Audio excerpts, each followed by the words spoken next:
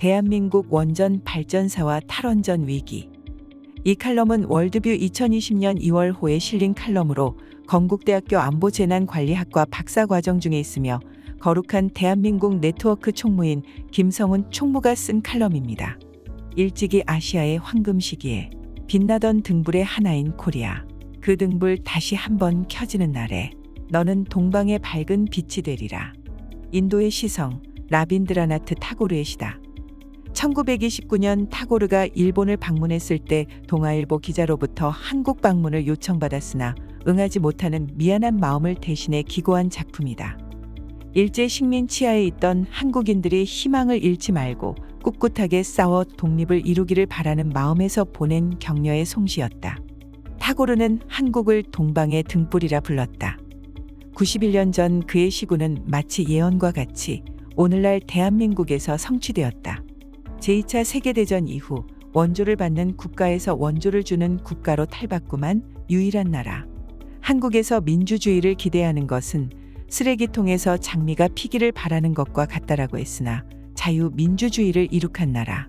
선교사 파송 2위이며 인구 대비로는 1위인 기독교 대국 등의 위협을 잃었다. 동방의 등불로 타오른 대한민국의 오늘을 가장 여실히 보여주는 것은 한반도 위성사진이다. 빛나는 대한민국과 대조적으로 암흑에 갇혀있는 북한의 모습은 2020년 새에 우리의 사명이 어디에 있는지 상기시켜준다. 오늘날 대한민국은 어떻게 이토록 빛나는 국가로 성장했을까? 그 성장의 원동력에는 해안을 가진 지도자들과 그들이 추진했던 원자력 정책이 있었다. 하나님께서 대한민국의 역사를 주관하시고 좋은 지도자를 주셨기 때문이다. 우리나라 원전 개발의 첫 삽을 뜬 지도자는 건국 대통령 이승만 박사이다. 이승만 대통령에게 원전 개발의 필요성을 알려준 인물은 워커 시슬러 박사이다. 1956년 7월 당시 아이젠하워 미국 대통령의 과학고문이었던 워커 시슬러 박사는 이 대통령을 만난 자리에서 원자력 에너지 개발의 필요성을 역설했다. 우라늄 1g이면 석탄 3톤의 에너지를 냅니다. 석탄이 땅에서 캐는 에너지라면 원자력은 사람의 머리에서 캐내는 에너지입니다. 한국처럼 자원이 적은 나라에서는 원자력 등의 에너지를 적극적으로 개발해야 합니다. 이 대통령은 시슬러 박사에게 한국은 언제쯤 원전을 가질 수 있습니까? 하고 물었고 시슬러 박사는 20년 후면 충분히 가능합니다라고 답했다. 시슬러 박사의 말은 허언이 아니었다. 두 사람의 대화가 있은 지 21년 9개월 후인 1978년 4월 한국 최초의 상용 원전인 고리 원전 1호기가 준공됐다. 시슬러 박사의 조언에 따라 이 대통령은 원전 개발 정책을 차례차례 추진해 나갔다. 1958년 3월 원자력법 공포, 1958에서 59년 한양대 서울대 원자력공학과 설치, 1959년 1월 대통령 직속 원자력원 발족, 동년 3월 원자력연구소 개소, 동년 7월 한국 최초의 연구용 원자로 트리가마크2 착공 등 1960년 4.19 혁명으로 이승만 대통령이 갑작스레 하야하면서 원자력 개발이 주춤하는 듯했으나 박정희 대통령이 바통을 이어받아 전력 질주했다. 1962년 3월 트리가마크2는 원자로 가동을 시작했고 박 대통령은 경제개발 5개년 계획의 원자력 에너지를 주요 항목으로 삼았다. 원전에 대한 박 대통령의 뜨거운 관심은 당시 발행된 우표에서도 드러난다. 원자력은 에너지 분야뿐 아니라 의학과 농업 등 다양한 분야에도 적용되어 발전했다. 1962년 12월 방사선 의학연구소가 개소되고 1963년 11월 방사선 의학연구소 부속 안병원, 오늘날 한국원자력의학원이 개원한다. 1966년에 개소한 방사선 농학연구소에서는 통일별을 개발해 쌀 생산량 증가에 이바지했다. 1971년 3월에는 고리 원전 1호기 기공식이 열렸다. 이는 위기 속에서 내려진 결단이었다. 1964년부터 73년까지 이어지는 월남 파병, 1968년 1.1 김신조 사태, 동년 1월 미해군 푸에블로함 납포 사건, 동년 10월 울진 삼청 무장공비 사건, 1969년 4월 미해군 정찰기 C-121 격추. 그리고 1969년 7월에는 아시아 국가의 방위는 아시아 국민의 힘으로라는 말로 요약되는 닉슨 독트린이 발표됐고 1971년 4월 주한미군 7사단이 일방적으로 철수한다. 설상가상 1973년 10월 제1차 석유 파동이 터지고 1975년 4월에는 월남이 패망하는 악재가 연이어 발생했다. 하지만 이러한 국내외적 위기 속에서도 박 대통령은 물러서지 않았다. 박 대통령은 위기의 순간을 자주국방 능력을 키우는 기회로 삼는다. 기관총, 박격포 등을 국산화하는 번개 사업을 추진했고 단거리 지대지 탄도 미사일인 백곰을 개발하며 세계 7번째 유도탄 개발국에 오른다. 또한 미국의 반대에도 불구하고 중수로 도입을 시도했고 1977년 6월 마침내 월성 원전 1호기 기공식을 갖는다. 박 대통령이 핵무기 개발을 시도한 것은 이제 공공연한 비밀이다. 박정희 정부의 오원철 경제수석이 1972년에 작성한 핵무기 개발 비밀 계획서가 2003년 월간조선에 특종 보도됐고 이를 오 수석 스스로도 증언한 바 있다. 해당 문건에는 1980년대 초 고순도 플루토늄탄을 완성한다는 내용이 담겨 있다. 비밀 해제된 CIA 문건에도 박정희 1978년까지도 핵 개발 의지가 있었다는 기록이 나온다. 1975년 5월 당시 헨리 키신저 미 국무장관이 각국 주재 미 대사관에 하달한 외교 지침에는 한국은 핵 개발의 초기 단계를 거쳤으며 10년 안에 제한된 범위의 핵무기와 운반 수단을 개발할 것이라는 내용이 있다. 또한 청와대 공보비서관을 지낸 선우연 전 의원의 전언에 따르면 박 대통령은 1979년 1월 1일 이런 말을 남겼다고 한다. 나 혼자 결정한 비밀 사항인데 2년 뒤 81년 10월에 그만둘 생각이야. 10월 1일 국군의 날 기념식 때 핵무기를 내외에 공개한 뒤 그 자리에서 하야 성명을 낼 거야.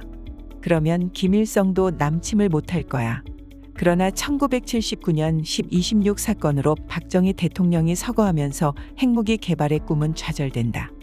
이후 집권하는 전두환 대통령은 핵개발 시도는 포기하지만 오늘날 세계가 부러워하는 한국형 원전 기술을 갖는데 이바지한다.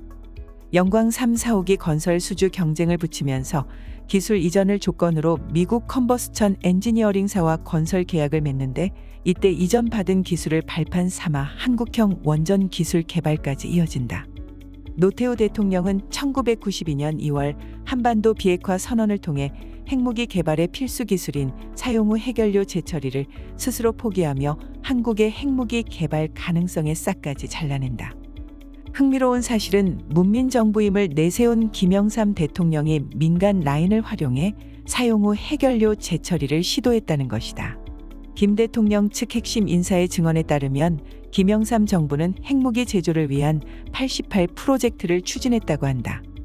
88 프로젝트는 북한이 NPT 탈퇴를 선언하고 핵무기 개발을 시도하는데 우리나라도 유사시 핵무기를 만들 수 있는 88% 정도의 기술을 확보하자는 취지에서 명명됐다.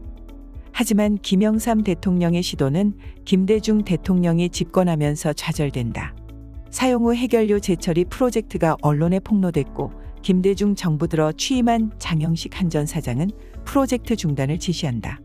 이후 이명박 대통령은 2009년 12월 UAE로 한국형 원전을 첫 수출하는 쾌거를 이뤄냈고 박근혜 대통령은 2015년 4월 42년 만에 한미 원자력 협정을 개정하며 핵연료 농축과 재처리 기술 관련해 금지 조항을 없애고 제한적인 허가를 얻어냈다. 이처럼 정권에 따른 여러 부침 속에서도 대한민국의 원전 기술은 세계 1위 수준으로 성장해왔다. 하지만 탈원전 정책을 공약으로 내세운 문재인 정부 들어 우리 원전 기술은 사장될 위기에 처해 있다. 이른바 문재인 정부의 원자력 분석행위 때문이다. 문 정부의 탈원전 정책의 여파로 지난 2년간 쌓인 한전의 적자는 2019년 7월 말 기준 3조 7천억 원에 달한다. 2016년 4조 8,815억 원의 흑자를 봤던 것과는 사뭇 대조적인 수치다. 전기세 인상은 없을 것이라 호언장담했지만 피할 수 없을 것으로 보인다. 원전 핵심 기술을 가진 인재들은 중국 등 해외로 빠져나가고 있다. 원전 관련 공기업 3사에선 재작년 전문 인력 144명이 퇴사했다. 2019년 하반기 카이스트에서 원자력 공학을 전공으로 택한 학생은 단 한 명도 없었다. 원자력 마이스터 고등학교 학생들의 취업길도 막혔다.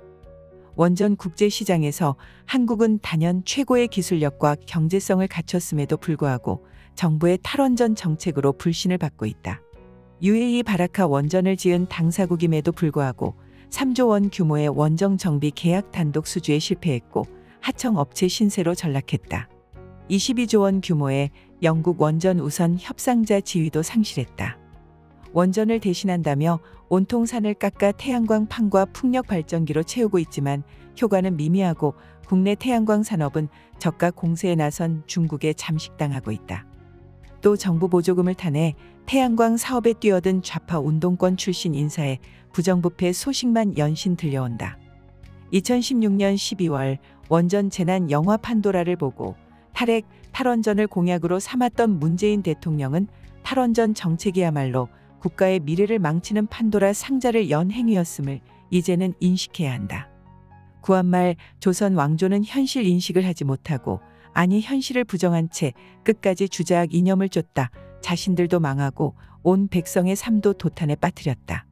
현실을 부정한 채 70에서 80년대 이념만을 쫓는 현 정권의 말로가 어떠할지, 국민들의 민생은 어디로 향할지 현 집권 세력과 국민들은 역사를 반면교사 삼아 올바른 선택을 해야 할 때이다. 원자력이 밝힌 동방의 등불, 자유와 번영의 코리아가 이제는 반쪽짜리가 아닌 온 한반도로 확장되기를 염원한다. 빛나던 등불의 하나인 코리아, 너는 동방의 밝은 빛이 되리라.